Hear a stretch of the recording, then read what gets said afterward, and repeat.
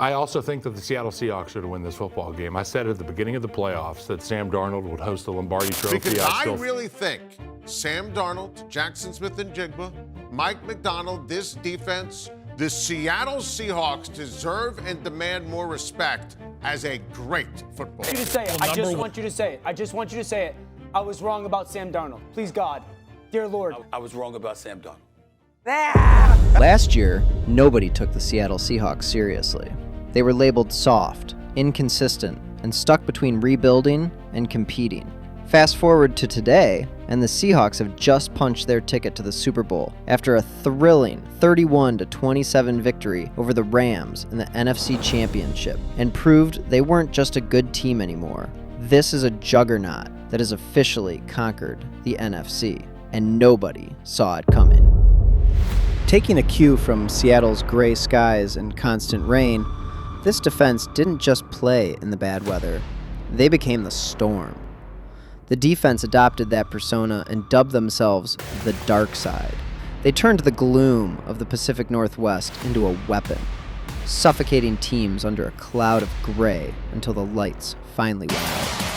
Breaking news, a new head coach in the NFL. Seahawks expected to hire Ravens defensive coordinator Mike Macdonald, according to multiple reports. He's 36 years old. He'll become the youngest head coach in the NFL. Mike Macdonald, at just 36 years old when he was hired in January 2024, became one of the youngest head coaches in the NFL. He came from Baltimore, where his 2023 defense had accomplished something historic. They finished first in points allowed at 16.5 per game, first in sacks with 60, and tied for first in takeaways with 31. But Macdonald's first year in 2024 was rocky. The Seahawks went 10-7, which sounds decent until you realize they missed the playoffs.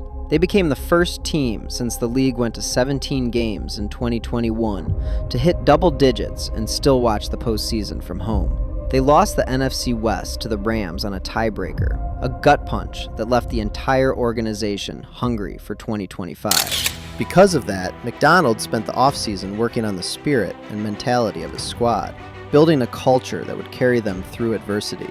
The team needed to be mentally tough, more connected, and ready to fight. On March 13th, 2025, the Seahawks signed Sam Darnold to a 3-year, $100 million contract, reuniting him with offensive coordinator Clint Kubiak. This was a bet on redemption.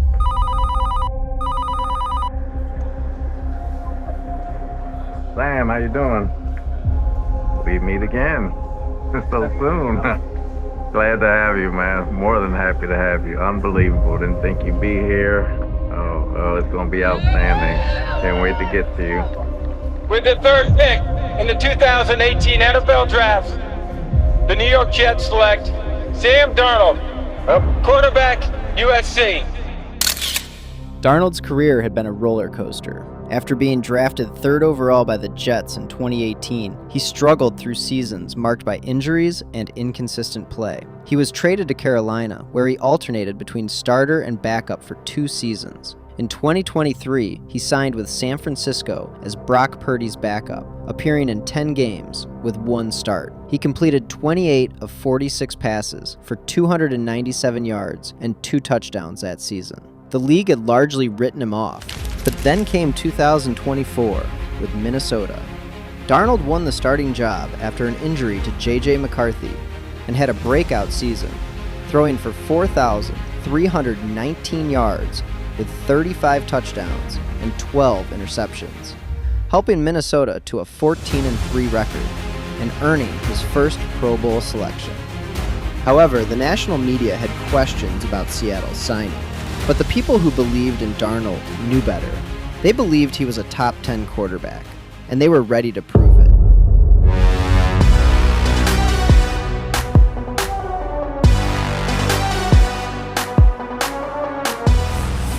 The dark side is a nickname the defense gave itself. When they step on the field, they're there to shut off the lights of opposing offenses. Macdonald's defense became a nightmare for opponents in 2025. They allowed just 17.2 points per game, the best in the entire NFL. They gave up 292 total yards per game. The Seahawks recorded 47 sacks, tied for 7th in the league. The playoffs are going to go through Seattle. This is a difficult place to play. On top of that, you've got a football team that's complete. They play very good defense. They're excellent on special teams. And the offense can run the football and they can be explosive in the pass.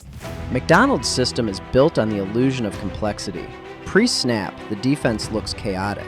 Linebackers hover in gaps. Safeties sprint toward the line. Corners show blitz. But then everything changes. The Seahawks drop coverage, flooding the pass lanes with bodies, yet still manage to get pressure with just 4 rushers. The key to this defense is that it doesn't have one superstar. It has an entire system. Devin Witherspoon plays corner like a linebacker with infinite energy. Head coach McDonald calls him the heartbeat of the unit. Next one is Byron Murphy II. The first-round pick from 2024 was the unsung hero of the trenches, doing the grunt work that allowed everyone else to eat. DeMarcus Lawrence, in his first season with Seattle, proved he still has plenty left. In Week 10 against Arizona, Lawrence recovered 2 fumbles and returned both for touchdowns in a single game, becoming only the 4th player in NFL history to pull off that feat. Leonard Williams became a monster in the second half of the season. He also had a 92-yard interception return for a touchdown. After one big win, Williams said it best: "We have all the respect for the Legion of Boom, but I feel like we deserve some recognition at this point too." We cannot forget Ernest Jones IV. He was a revelation, turning into a ball hawk and earning second-team All-Pro honors. This unit had playmakers at every level. The 2025 Seahawks boasted the #1 ranked defense in the NFL. This defense faced adversity that would have broken lesser units. Their offense was explosive, but Darnold led the league in fumbles, putting the defense in terrible positions repeatedly. But the dark side never complained. They just strapped their helmets on and put out the fire. And I've always loved Sam Darnold, going back to USC, going back to the 2018 draft. Listen, I was wrong. Jets are wrong. And he got Jets. That's the act of being an underachiever because you get drafted by the New York Jets. While the defense was the soul, the offense was the engine. Offensive coordinator Clint Kubiak built a system around Darnold that utilized balance and aggressiveness. Darnold finished the regular season with 4,048 passing yards, 25 touchdowns, and 14 interceptions. His completion percentage of 67.7% was solid, and his passer rating of 99.1 showed efficiency. He finished with a 14-3 record as a starter. After years of seeing ghosts, Sam Darnold was finally seeing the field clearly. Every great quarterback needs weapons. Jackson Smith-Njigba, in his 3rd season, officially transcended to superstar status. He finished 2025 with 119 receptions for 1,793 yards and 10 touchdowns. JSN became a matchup nightmare. Too fast for linebackers, too technical for safeties, and too strong for most corners. The backfield of Kenneth Walker and Zach Charbonnet is one of the most productive duos in the NFL.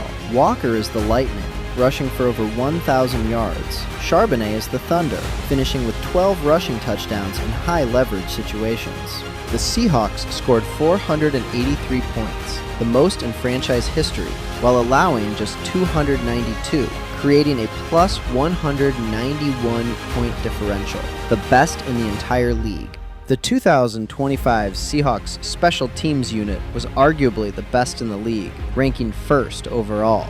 They were 5th in punting, 2nd in kicking, and 3rd in returns. But the season wasn't without challenges. In Week 1, the Seahawks lost a close game to the 49ers, 17-13, at home. A frustrating start that showed this team still had work to do. The road culminated in Week 18 against San Francisco. The Seahawks' 13-3 victory was more than a box score win. It was a 60-minute declaration of war. McDonald's defense held the hottest offense in football to a single field goal. The tone was set on the 49ers' first drive, and they didn't allow a single first down in the entire opening quarter. The ultimate test came in Week 13 against Minnesota, Darnold's former team. Seattle pitched their first shutout in a decade, since 2015, destroying Minnesota 26-0. Vikings rookie quarterback Max Brosmer threw 4 interceptions, and the entire offense managed just 162 total yards. Then came the ultimate test, a rubber match against the Los Angeles Rams. This wasn't a blowout, it was a heavyweight prize fight. The Rams moved the ball, but the Seahawks' special teams and defense came up with the winning plays. A muffed punt recovery by Derek Young set up a crucial Sam Darnold touchdown pass to Jake Bobo, and rookie safety Nick Emenwari proved why he's a future star with 2 massive pass breakups to end the half. In today's NFL world, you're supposed to hire the young, smart, innovative offensive coordinator. They go young, smart defensive coordinator. Yep. You're supposed to draft and develop a quarterback that can lead you to the promised land. They take a guy that's been booted to the side by 4 different teams, including a team that he won 14 games with and turned into a playoff contender a year ago. Now, only one hurdle remains. On February 8th, 2026, the Seahawks head to Levi's Stadium for Super Bowl 60. The opponent, the New England Patriots. It's a rematch of the heartbreaking Super Bowl 49, but this time, the Seahawks aren't the ones being doubted. They enter the game as the favorites, led by a defense that thrives in the gloom, and an offense that can strike at any moment. So that's the story of Seattle's dark side. They brought the rain, the misery, and the shutdown defense back to the NFL. They've overcome the soft labels of 2024 to become the most feared unit in the league. Can this defense carry the Seahawks all the way? Can they replicate the glory of the Legion of Boom and bring another title to the Pacific Northwest? Only time will tell, but right now, the Seattle Seahawks look absolutely terrifying.